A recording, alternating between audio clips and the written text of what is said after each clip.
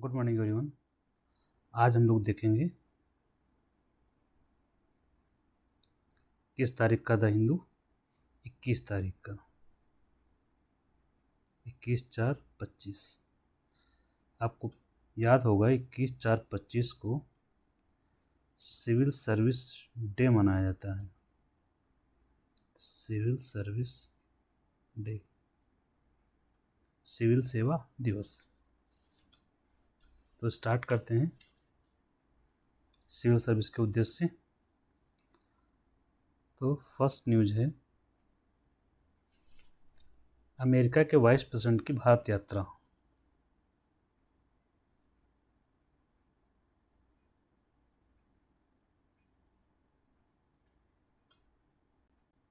America के उपराष्ट्रपति की भारत यात्रा।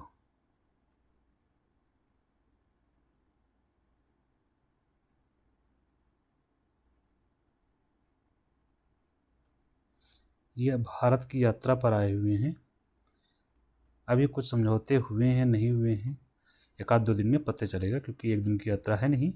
तो हमें सिर्फ यहाँ ये जानकारी ले लेनी है कि अमेरिका के उपराष्ट्रपति, उनका नाम क्या है। उनका नाम है JD वांस।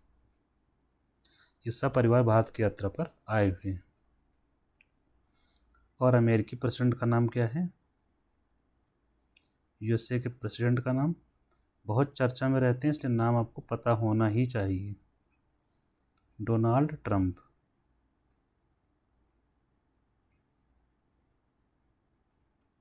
ठीक है। इसके अलावा यहाँ पर अमेरिका में एक इशू अभी कल हमने चर्चा किया था, जो चल रहा है स्टूडेंट वीज़ा का।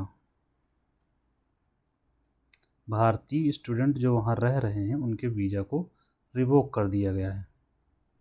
Student visa cancelled. कैंसल शब्द इस्तेमाल नहीं किया गया, रिवोक इस्तेमाल किया गया है, जिसका मतलब कैंसिल होता है। तो इसको बहुत ही तेज़ी से भारत ने उठाया है। वीज़ा क्या होता है ये हमने आज सुबह आपको बताया था कल की क्लास में। तो वीज़ा ये अनुमति देता है आपको किसी देश में जाने की, अनुमति देता है किसी देश जाने की, या कोई देश आपको अनुमति देता है। जैसे आप भारत में हैं, ये अमेरिका आपको जाना है, तो आप भारत में एक पासपोर्ट बनवाएंगे भारत सरकार से और अमेरिका से वीज़ा लेंगे। ये दो डॉक्यूमेंट जब आपके पास हो जाएंगे तब आप अमेरिका जाएंगे। मान लीजिए आपको चीन जाना है, तो भारत का पासपोर्ट और चीन का वीज़ा, तब जाके आप चीन जा पाएंगे। तो वहाँ के साथ क्या इशू हैं वो मैं डिस्कस कर रहा था। एक इशू बहुत चल रहा है और जो इस बार भी चर्चा में होगा भी, अमेरिका के उपराष्ट्रपति आए हैं, क्या है? रेसिप्रोकल टैरिफ खूब चर्चा में है। तो मैं आपको बता देता हूँ कि रेसिप्रोकल टैरिफ होता क्या है।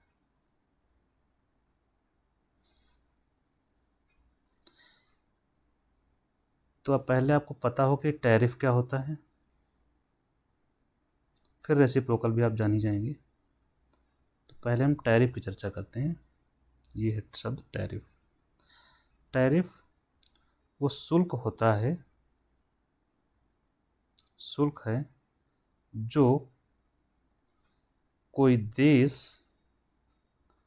आयात पर लगाता है।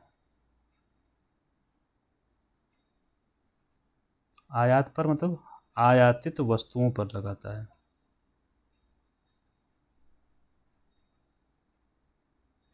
ठीक। तो फॉर एग्जांपल ये भारत है, ये मान लिया हमने अमेरिका है, ठीक है। इस तरफ यहाँ से लैपटॉप आया, भारत की सीमा पर खड़ा है। अब भारत की सीमा पर खड़ा, भारत ने यहाँ लगाया टैरिफ। हम लगाएंगे भैया 15% टैरिफ। इसका मतलब ये हुआ, मान लीजिए यहाँ से एक सामान चला, उस सामान का नाम था मोबाइल। एक मोबाइल आया, भारत की सीमा पर खड़ा है, इसकी कीमत थी मान लीजिए कि 10,000 रुपये। तो भारत सरकार ने यहाँ लगाया 15% टैक्स, तो 10,000 का 15% निकालिए, 10,000 गुणे 15/100, 2 जीरो ये 2 जीरो ये, तो 1,500 रुपये हो गया। अब यहाँ जब पहुँचेगा देश के अंदर, तब इसकी कीमत हो जाएगी 11,500 रुपये। 10,000 ये प्लस 1,500 रुपये टैरिफ, ये जी 15% टैरिफ ये जाएगा तो सरकार को, तो 1,500 रुपये सरकार के खाते में गए, भारत की सरकार। तो इस प्रोडक्ट की कीमत कितनी हो जाएगी? 11,500। अब ये भारत में 11,500 का बिकेगा। अगर सोचिए यही टैरिफ ना लगाई होती भारत सरकार, तब मोबाइल कितने में बिकता? 10,000 रुपये में। तो सस्ता बिकता, सस्ता बिकता तो ज़्यादा लोग खरीदते, महंगा हो गया तो कम लोग खरीदेंगे। एक तो ये अंतर है। दूसरा, अब मान लीजिए ये भारत में आ गया, 11,500 में भारत में प्रवेश कर गया।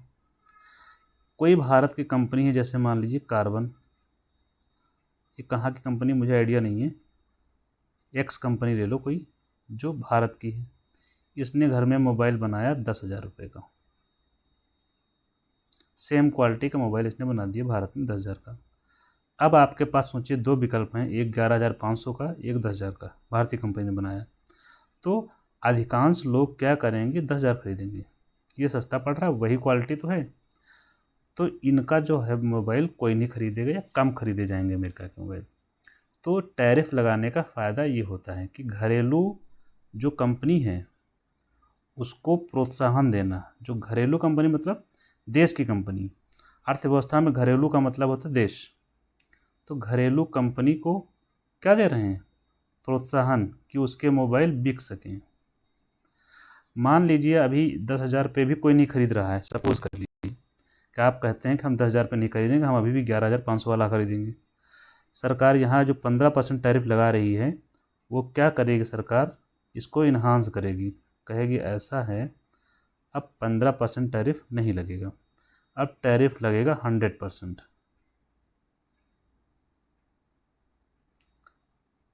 अब जब टैरिफ 100% लगेगा तब क्या होगा?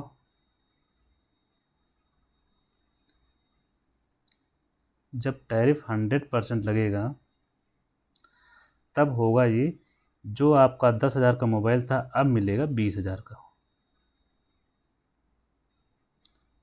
अमेरिका का मोबाइल जो 10,000 का यहाँ तक आया था सीमा तक, अब सीमा के अंदर जाते 20,000 का हो गया। अब तो खरीदोगे भारत का मोबाइल? अब तो नहीं खरीदोगे, अब बहुत कम लोग खरीदेंगे, क्योंकि 10,000 रुपये का अंतर आ चुका है। 20,000 में 2 मोबाइल कोई खरीदेगा या 10,000 में एक खरीद लेगा? सॉरी, 20,000 का एक खरीदेगा कोई मोबाइल या 10,000 का एक? तो स्वाभाविक सी बात है ये ज़्यादा बिकेगा। तो इस कंपनी जो भारत की है, इसको क्या मिला? प्रोत्साहन, भाई उत्पादन और करो, इसको होगा लाभ। और इनका जो मोबाइल आ रहा है अमेरिका से, ये क्या होगा? हतोत्साहित होगा, कम लोग खरीदेंगे। मान लीजिए पिछली बार 10,000 खरीदे थे, तो इस बार 2,000 खरीदेंगे लोग। तो ये क्या हुआ? कम हो गया, और भारतीय कंपनी को प्रोत्साहन मिल गया। और ये अब घरेलू जो मोबाइल उद्योग है वो क्या होगा? विकसित होगा, घरेलू मोबाइल उद्योग का विकास होगा। ठीक है, तो टैरिफ का ये फ़र्क होता है। अभी आप लोग समझ गए होंगे टैरिफ का फ़ायदा क्या है, नुकसान क्या है। इसी वजह से ये टैरिफ कर लगा रहे हैं ट्रंप जी। ठीक है, अब रेसिप्रोकल का मतलब क्या है? रेसिप्रोकल का मतलब होता है जैसे को तैसा, हिंदी में।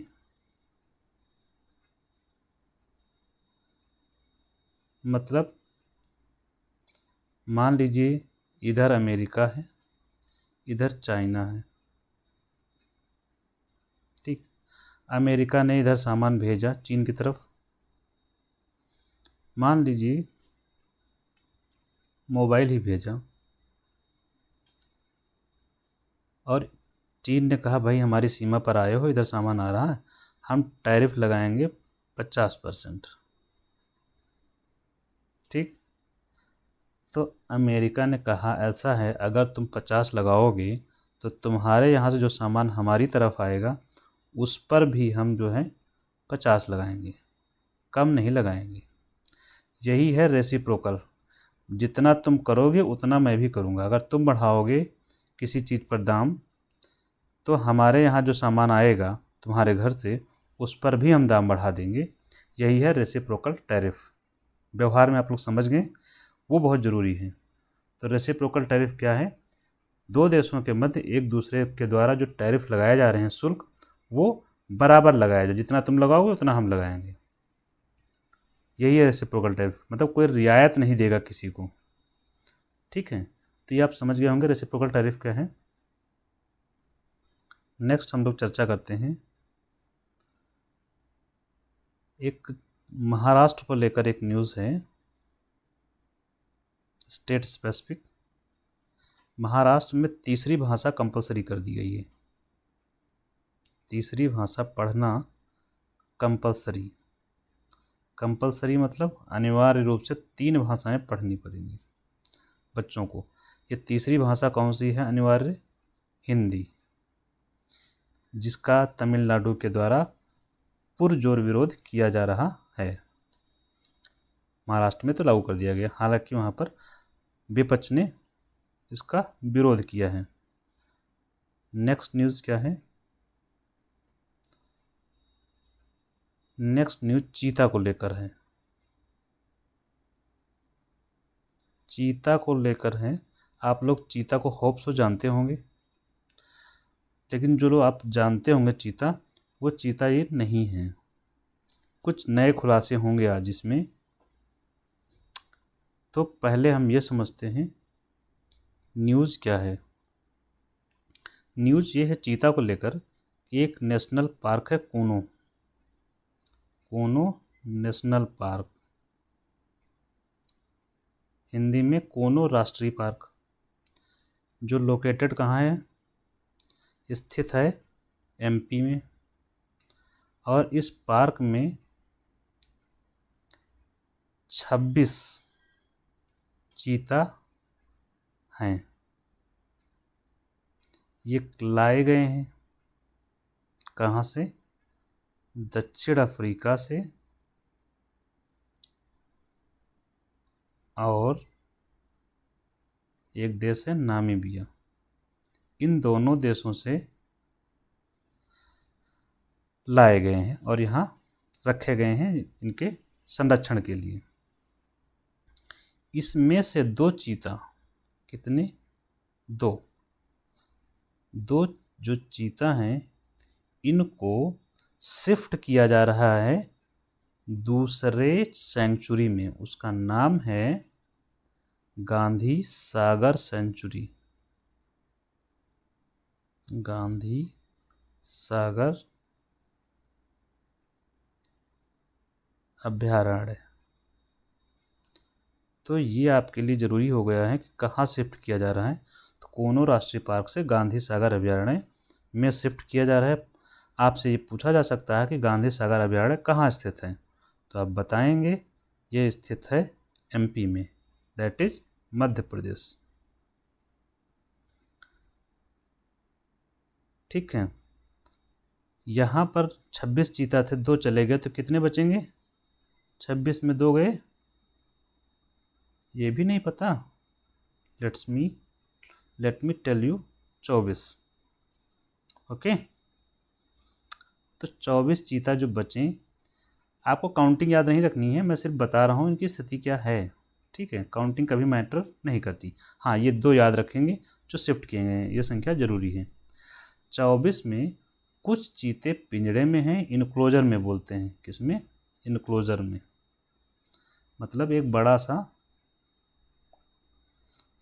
चारों तरफ से बाड़ लगी है, लेकिन स्पेस बहुत है उसमें। उसके अंदर ये, तो उसके अंदर है 10 और बाकी जो बचे 14 ये वहाँ के जंगल में है, मतलब कूनो पार्क में है। आराम से उनका जैसे भी वो विकास कर रहे हैं, अपना डेवलपमेंट हो रहा है, उनको क्या किया जाए, संरक्षण किया जा रहा है। अब यहाँ आपको हमने यहाँ से मंगाए, कहाँ से, दक्षिण अफ्रीका और नामीबिया से। कब मंगाया था, 2022 में मंगाए गए थे वहाँ से, 2022 में। वहाँ से मंगाने क्रम में एक प्रोजेक्ट चलाया गया था, उस प्रोजेक्ट का नाम था प्रोजेक्ट चीता। प्रोजेक्ट चीता, प्रोजेक्ट चीता कब चलाया गया, 2022 में, जिसका उद्देश्य था चीता का संरक्षण करना। और संरक्षण करना, भारत का उद्देश्य है चीतों का संरक्षण करना। इस क्रम में हमने अंतर्राष्ट्रीय स्तर पर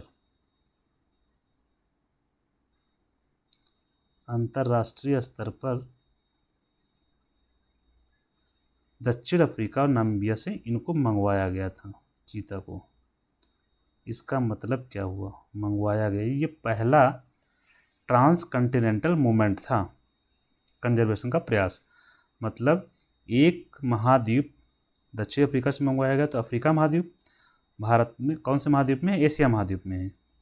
तो एक महाद्वीप से दूसरे महाद्वीप में इस तरह की शिफ्टिंग जो की गई है, वो पहली बार की गई है कि चीतों को एक कंटिनेंट से दूसरे कंटिनेंट लाया गया ताकि उनका संरक्षण किया इसके।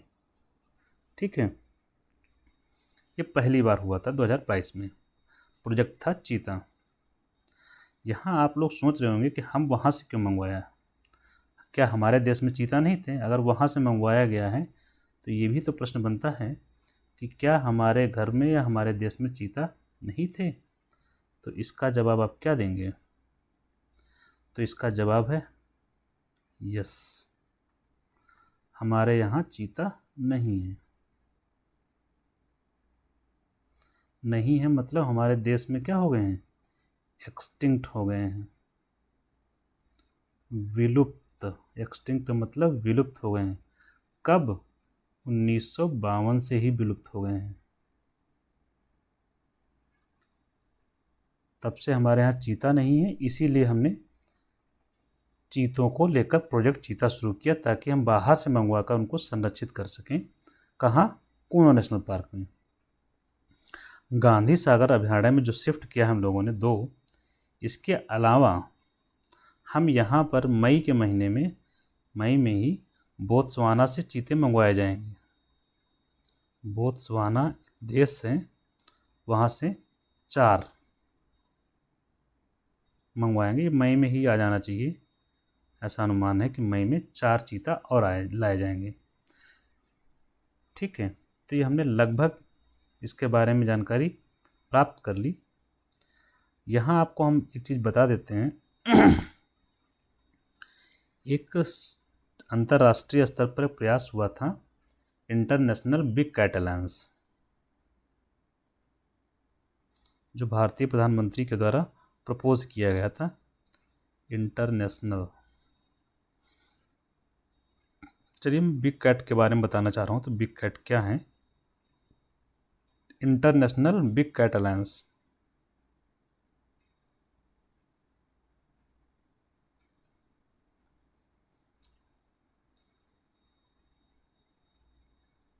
ये संगठन था, तो बिग कैट को सुरक्षित करने के लिए, संरक्षित करने के लिए शुरू किया गया था। बिग कैट में 8-9 प्रजातियां शामिल हैं। कौन कौन सी, एक तो लॉयन, दूसरा टाइगर, तीसरा चीता। टाइगर मीन्स चीता नहीं होता, यह होता है बाघ। ठीक है, ये चीता भारत में नहीं पाए जाते हैं, एक्सटिंक्ट हो गए हैं। इसीलिए हमने कहाँ से मंगवाए हैं, साउथ अफ्रीका और नामीबिया से। तो जब आपसे कोई कहता है बिग कैट क्या है, तो उसमें बताइए 8 जानवर, 7-8 जानवर लगभग शामिल हैं। और कौन सा शामिल है, लेपर्ड, एक और है प्यूमा, नेक्स्ट है जैगुआर,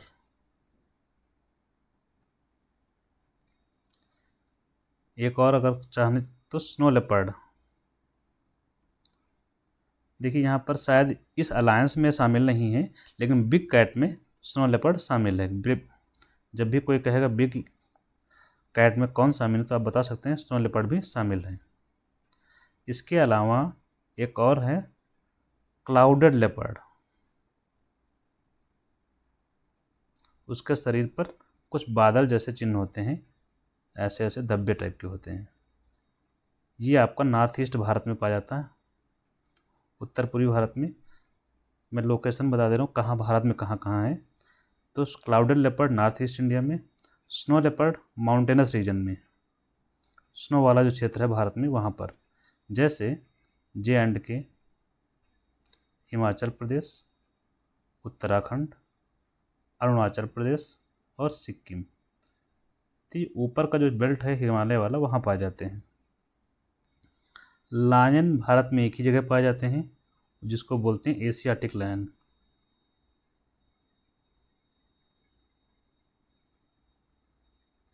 कहाँ पाए जाते हैं? मोदी जी के गृह राज्य में। वो कौन सा है? गुजरात। गुजरात में कहाँ? गिर नेशनल पार्क है, वहीं पाए जाते हैं और कहीं नहीं पाए जाते हैं। टाइगर, टाइगर के तो बहुत सारे हमारे 58 टाइगर रिजर्व भी हैं। तो वो लोकेशन हो गई 58 टाइगर रिजर्व। उनके नाम बता देंगे तो आपको पता ही है। एक दो मैं लिख दे रहा हूँ, जैसे Dudhwa national park, Dudhwa tiger reserve है। माधव टाइगर रिजर्व MP का है, ठीक है। MP का पेंच टाइगर रिजर्व, महाराष्ट्र का पेंच, 2 हैं। यूपी में पीलीभीत है, यूपी में 4 टाइगर रिजर्व हैं। एक यूपी में ही अमनगढ़ है। बिहार में आपका वाल्मीकि टाइगर रिजर्व है, ठीक। असम में मानस टाइगर रिजर्व, असम में नामेरी टाइगर रिजर्व, ठीक है। असम में ही ओरांग टाइगर रिजर्व है। इसके अलावा सुंदरवन टाइगर रिजर्व बंगाल का। उड़ीसा में अगर आप जाते हैं सुंदर, और यहाँ बुक्सा भी है आपका पश्चिम बंगाल में। उड़ीसा में अगर जाते हैं टाइगर रिजर्व तो वहाँ पर है आपका कौन सा? 2 हैं वहाँ पर, सिमलीपाल और सतकोसिया। तो ये सब टाइगर रिजर्व जहाँ पर टाइगर पाए जाते हैं, ठीक। लेपर्ड का क्षेत्र भी नॉर्थ ईस्ट में ही है। प्यूमा विशेष रूप से अगर आप देखेंगे तो भारत में तो नहीं है, ये मध्य अमेरिका और साउथ अमेरिका में पाया जाता है, प्लस साउथ अमेरिका, दक्षिण अमेरिका में पाए जाते हैं। तो ये बिग कैट के बारे में बेसिक जानकारी हो गई जो आपको पता होनी चाहिए।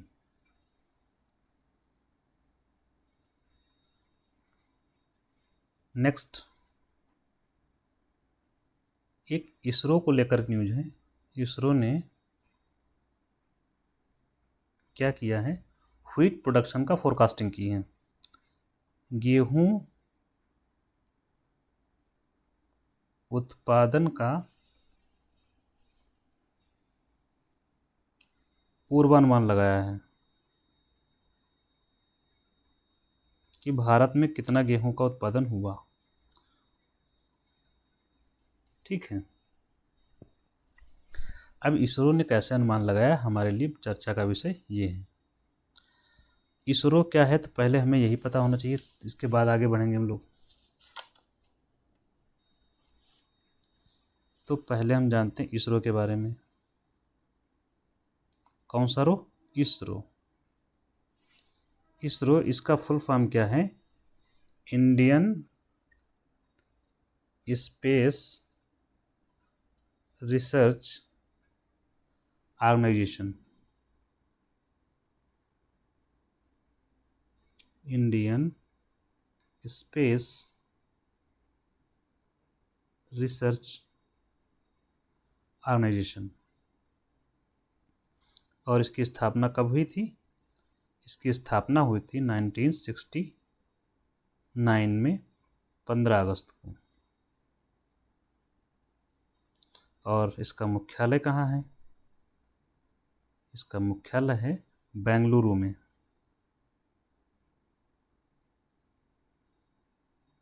बेंगलोर या बेंगलुरु, जो कर्नाटक में है।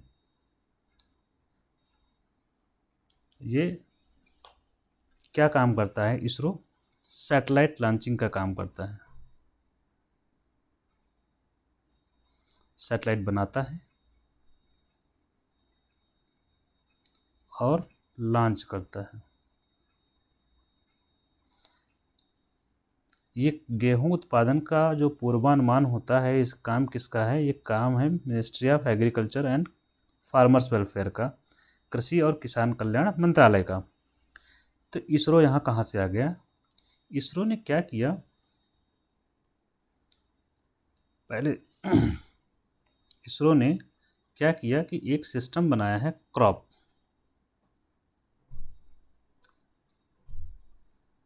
क्रॉप मॉडल बनाया है, एक फ्रेमवर्क है।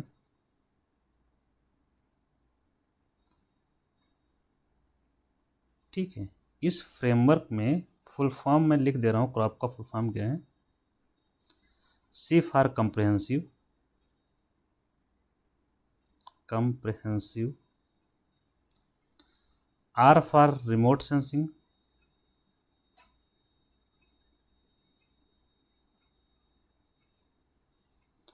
O for observation,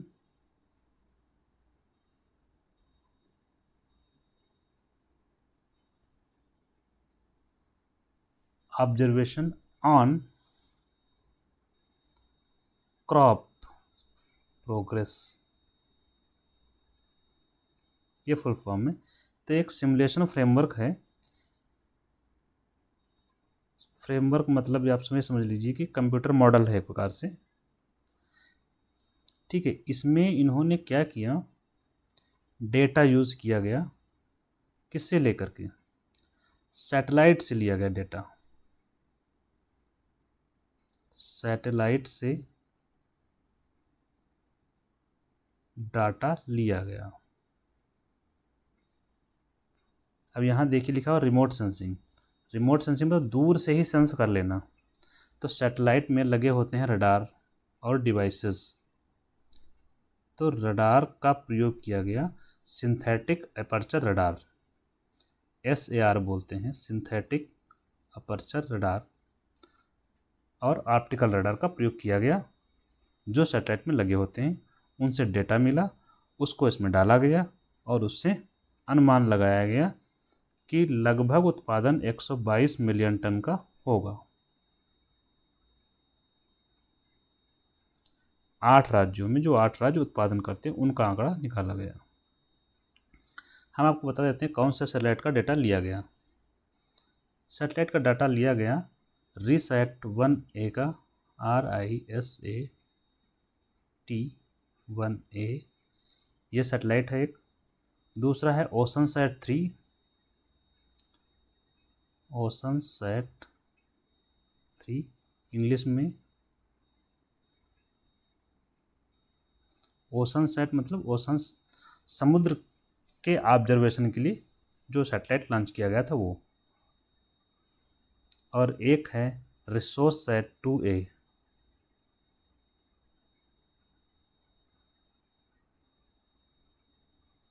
in 3 satellite से डेटा लेकर के एनालिसिस की गई और उसके आधार पर बताया गया कि इतना उत्पादन होगा गेहूं का। ठीक है, इस तरह से इसरो ने अनुमान लगाया कि गेहूं का उत्पादन कितना होगा। क्रॉप कितने क्षेत्र में फसलें बोई गई, वहाँ पर कंडीशंस क्या थी, ये सब जानकारी से मिल जाती है। आपने पूरा प्रोसेस समझ लिया कैसे है। जैसे ये हमारी है पृथ्वी, सैटेलाइट यहाँ होते हैं ऊपर, इन्हीं में रडार लगे होते हैं। यहाँ पर कोई फसल है, कुछ भी है, तो यहाँ से जो डेटा जाता है, इमेजेस, जो यहाँ से रिफ्लेक्ट होके किरणें जाती हैं, रेज जाती हैं, उसके आधार पर रडार डेटा को संग्रहित करता है और प्रोसेस करता है। ये जो होते हैं 2 प्रकार के होते हैं, एक्टिव और पैसिव सैटेलाइट। तो अंदर हम नहीं जाएंगे, आप सिर्फ इतना देखिए कि यहाँ से वो डेटा प्राप्त करता है जो सनलाइट यहाँ से रिफ्लेक्ट होकर जाती है, उसी आधार पर मूल्यांकन किया गया, अनुमान लगाया गया। यहाँ आपके लिए जो ध्यान देने की ज़रूरत ये है कि एक सैटेलाइट से हम क्या क्या कर सकते हैं। तो सैटेलाइट से हम फसल उत्पादन का अनुमान लगा सकते हैं। अगर आपसे कोई पूछे तो आप बता सकते हैं कि हाँ कर सकते हैं। क्यों? क्योंकि कहिए कि अभी हाल ही में तो किया था गेहूं का अनुमान कि गेहूं कितना उत्पादन होगा। फसल कितने क्षेत्र में लगी है भारत में ये भी बता देगा, क्योंकि फोटो वगैरह तो ले ही रहा है। किस क्षेत्र में कौन सी फसल लगी है ये पता चल जाएगा। तो जल कहाँ पर है पता चल जाएगा, जंगल कहाँ है पता चल जाएगा, इवन जंगल में आग कहाँ लगी है ये भी जान जाता है। आपदा में सहायता कर सकता है ये हमने वो बताया यूज़ जो जनरली नहीं है। इस समय तो एक नया चल रहा है स्टारलिंक का, आपने नाम सुना होगा। सैटेलाइट इंटरनेट का कंसेप्ट है, तो सैटेलाइट से इंटरनेट चला सकते हैं हम। और क्या सैटेलाइट से कर रहे हैं, घर बैठे आप लोग टीवी देख रहे होंगे, वो भी सैटेलाइट से चलता है, जिसको हम लोग बोलते हैं, क्या बोलते हैं, D2H। आप चाहे जिस कंपनी का यूज़ कर रहे हो, चाहे टाटा स्काई यूज़ कर रहे हो या अदर कोई, तो ये सब सैटेलाइट से सुविधाएं हमें मिल रही हैं। तो सैटेलाइट के बहुत सारे यूज़ हैं। सैटेलाइट से आप क्या कर रहे हैं, नेविगेशन करते हैं। नेविगेशन मतलब रास्ता पता होना, कहीं जा रहे हैं तो उसका रास्ता क्या होगा। तो नेविगेशन में आप जीपीएस यूज़ करते हैं ना, तो जीपीएस भी किससे चलता है, सैटेलाइट से डाटा लेता है। जीपीएस कहाँ का है, अमेरिका का है। भारत ने क्या बनाया है जीपीएस की जगह पर, उसका नाम है नाविक। भारत ने जो बनाया है उसका नाम है नाविक, navigation with Indian constellation. NAV छोटा है, NAVIC। तो NAV जो है इसका मतलब होगा नेविगेशन।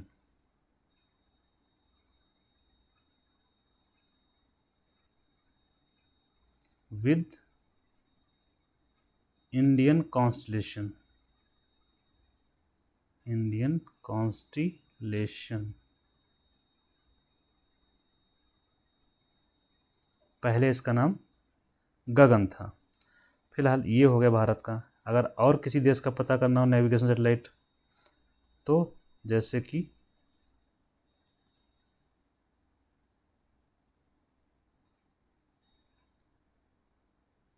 चीन है, चीन का जो सैटेलाइट है उसका नाम है जीपीएस, उसका नाम बेइंदू है, ठीक है। एक है ग्लोनैस, ग्लोबल नेविगेशन सैटेलाइट सिस्टम, ये रूस का है। एक है गैलीलियो, नेविगेशन ही है सारे। ये किसका है, यूरोप का है, यूरोपियन यूनियन ने बनाया हुआ है। तो ये विश्व में नेविगेशन के लिए सैटेलाइट यूज कर रहे हैं। होता क्या है, जैसे चीन का है इसमें कुछ सैटेलाइट हैं, भारत वाले में 7 सैटेलाइट्स हैं, सब में अलग अलग हैं। जैसे अमेरिका वाले में 24 शायद थे, कुछ चेंज होते रहते हैं, ठीक है। तो ये सैटेलाइट के भांति भांति के उपयोग हैं। सैटेलाइट का ही उपयोग हम लोग करते हैं जब नेविगेशन आप करेंगे। तो जब जीपीएस की बात आएगी, इस जीपीएस का उपयोग आप जब मिसाइल टारगेट करते हैं तो मिसाइल इसी का यूज़ करती है। कहीं लॉन्च करना है तो कहाँ लॉन्च करना है, लोकेशन इसी से मिलती है इसको। आपके जहाज़, हवाई जहाज़, फाइटर जेट हैं या अदर थिंग, ये भी इसी से नेविगेट कर जीपीएस डेटा लेते हैं। तो बहुत से लाभ हैं, ये सब सैटेलाइट के लाभ हैं, ठीक है। नेक्स्ट एक टॉपिक अभी आया था जो लास्ट वीक का था, मैं अभी कवर कर रहा हूँ। सीपीआई का डेटा आया था, data in the sense CPI का डेटा आया था, मतलब सीपीआई के आंकड़े आए थे। CPI क्या है? Consumer price index.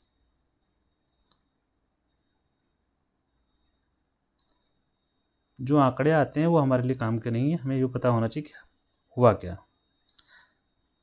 पहले हमें ये पता होना चाहिए कि महंगाई क्या होती है। महंगाई से पहले पता होना चाहिए मुद्दा हमें मुद्रास्फीति का। तो हम ज़्यादा डिटेल में नहीं बताएंगे, इतना समझ लेंगे कि होता क्या है, ठीक है। मुद्रास्फीति क्या होती है, इसको इंग्लिश में बोलते हैं इन्फ्लेशन, ठीक। मुद्रास्फीति का मतलब होता है देसी भाषा में महंगाई। जब कोई कहे कि महंगाई बढ़ गई है, इसका मतलब मुद्रास्फीति बढ़ गई है। तो जहाँ कोई मुद्रास्फीति आपसे पूछे कि मुद्रास्फीति क्या होती है, आप सीधा बताइए महंगाई होती है। कैसे? मान लीजिए कि 2024 में आप एक बिस्किट पार्ले जी है, ठीक है, 10 रुपये में खरीद रहे थे, और 2025 में सेम पार्ले जी मिल रहा है 12 रुपये का। तो इसका मतलब ये हुआ कि महंगाई बढ़ गई है, और टेक्निकल लैंग्वेज में मुद्रास्फीति बढ़ गई है। कितना बढ़ी है? 2 रुपये। तो मुद्रास्फीति समझ गए, महंगाई। मुद्रास्फीति का मतलब हुआ समय के साथ, समय के साथ नहीं, दो समयांतरालों के बीच के मध्य वस्तु की कीमत में होने वाली वृद्धि। वस्तु या वस्तुओं की कीमतों में होने वाली वृद्धि।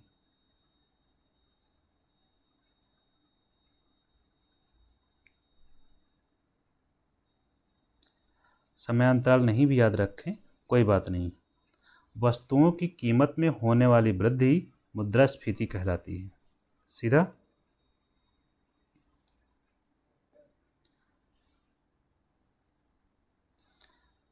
इसका दूसरा मतलब ये भी है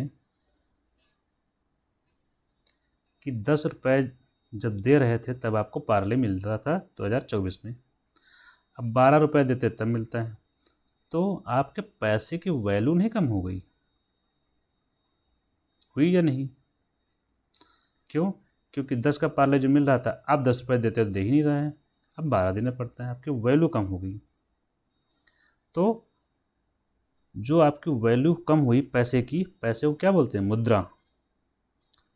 तो मुद्रा की कीमत में कमी आ जाती है, मुद्रा की कीमत कम हो गई, मुद्रा की वैल्यू। जब इन्फ्लेशन होती है तो मुद्रा की वैल्यू में कमी आ जाती है। अब हम आगे चलते हैं। मुद्रास्फीति को अगर नापना है तो इसके लिए क्या करते हैं? मुद्रास्फीति को मापने के लिए दो तरीके हैं हमारे पास, एक है CPI, एक है WPI। WPI को बोलते हैं wholesale price index, wholesale price index, और CPI को बोलते हैं कंज्यूमर प्राइस इंडेक्स, जो हम चर्चा कर रहे हैं। इसी का डेटा आया है कंज्यूमर प्राइस इंडेक्स का,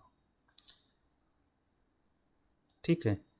दोनों में अंतर क्या है? ये खुदरा स्तर पर नापता है, खुरदरा स्तर पर, खुरदरा नहीं होगा, खुदरा, रिटेल। खुदरा स्तर पर मापता है महंगाई को, ये मापता है होलसेल स्तर पर, का नाम ही होलसेल है, तो होलसेल स्तर पर मापता है महंगाई को। दोनों में ये अंतर है। दूसरा अंतर है, यहाँ पर वस्तुएं और सेवाएं दोनों के जो है मापी जाती हैं कि कितनी महंगी हुई। यहाँ होलसेल में केवल वस्तुओं की महंगाई नापी जाती है, केवल वस्तुओं की। अब वस्तुओं यहाँ पर देख रहे होंगे तो ये मापते कैसे हैं ये आपको पता होना चाहिए। मापने के क्रम में क्या करते हैं, तो जो सीपीआई कर रखा है तो इन्होंने एक बास्केट बना रखा है। क्या बना रखा है? बास्केट। अब आप सोच रहे हैं बास्केट क्या होता है। बास्केट कुछ नहीं, कुछ वस्तुएं शामिल कर रखी हैं।